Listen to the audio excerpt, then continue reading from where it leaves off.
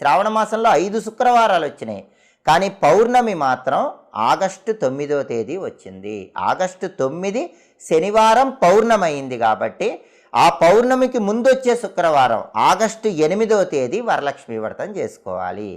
అయితే ఇక్కడ కొంతమంది ఆడవాళ్ళకి సందేహం వస్తుంది. ఆ సమయంలో రజస్వల దోషాలు ఉంటాయి, ఆడవాళ్ళకి ఇబ్బంది వస్తుంది. అలాంటప్పుడు ఏం చేయాలి? శ్రావణ మాసంలో ఏ శుక్రవారం అయినా చేసుకోవచ్చు కాబట్టి ఏదో ఒక శుక్రవారం చేసుకుందాం అనుకుంటారు. కానీ యథార్థానికి సంప్రదాయ గ్రంథాలు ఏం చెప్తున్నాయి అంటే వరలక్ష్మీ వ్రతం వచ్చే వరకు వేచి చూసి ఆ సమయానికి ఆడవాళ్ళకి ఏదైనా ఇబ్బంది వచ్చినట్లయితే వరలక్ష్మీ వ్రతం తర్వాత వచ్చే శుక్రవారాలు వరలక్ష్మీ వ్రతం చేసుకోవాలి. అంటే పౌర్ణమికి ముందు వచ్చే శుక్రవారం ఆగస్టు 8వ తేదీ ఎవరైనా ఆడవాళ్ళకి ఇబ్బంది వస్తే, రజస్వల దోషాలు వస్తే అటువంటప్పుడు ఆ తర్వాత వచ్చే శుక్రవారాల్లో వరలక్ష్మి వ్రతం చేసుకోండి.